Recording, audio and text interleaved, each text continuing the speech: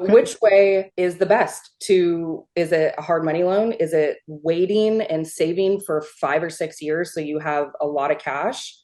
Is it creative finance? Like traditional loan? What is the best way to get started for somebody that is they're doing the work, but they don't.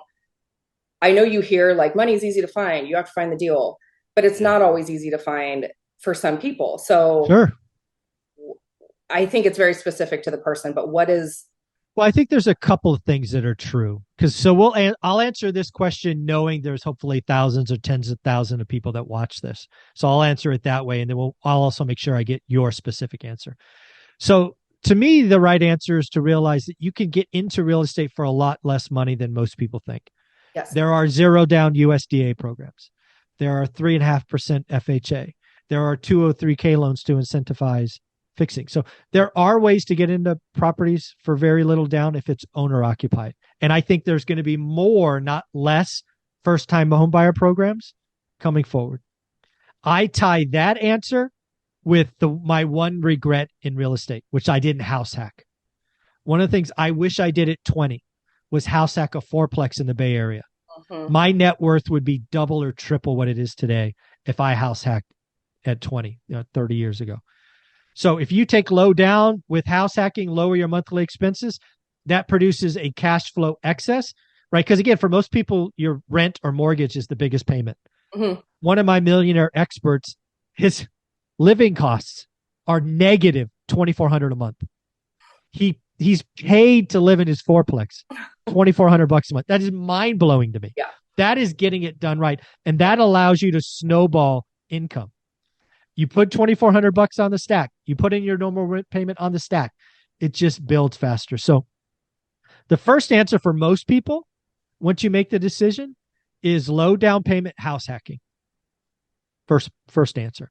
okay. Second answer is you have to realize, at least for us, because again, we only had 40 grand when we started this party. That's all we had. That was it. But something we did is we started lowering our expenses. We lived on 100%. Over the first 4 years, we got down to living on half. That wasn't Right. fun. No, It wasn't fun, but it allowed us to continue to grow and build. So we sacrificed. We sacrificed for 11 years before we started splurging. But that's just reality. Nobody wants to hear it, but I know. it is the truth. And then lastly, I think we are entering a very unique time. This hasn't happened since the early 80s.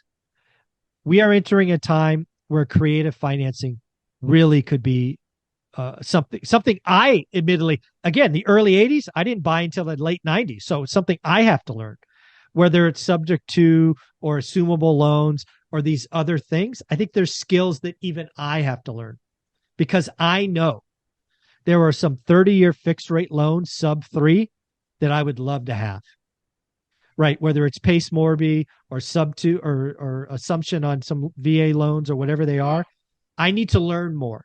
So Yeah, I think you also have to be open to, well, let's figure this creative financing thing out because I think there's some opportunity there. Again, I haven't done it. I'm learning as like I'm recommending you and others do, but there has to be a way for us to take advantage of some of that 30-year debt that's out there. Um, I agree. so It's confusing. Creative yeah, it finance is. is I, confusing. yeah, it is. It is. And I know how to do seller financing. I know how to do seller seconds. I think there's an opportunity out there again. I'm talking with a guy on my channel every Friday, Ty, who's been doing this 30 years. He cut his teeth in the 80s. He's a coach. I think that's how he calls it for Pace Morby. So again, I'm investing time and energy to learn. But yeah, there's a lot of opportunity coming, I think. I think so too.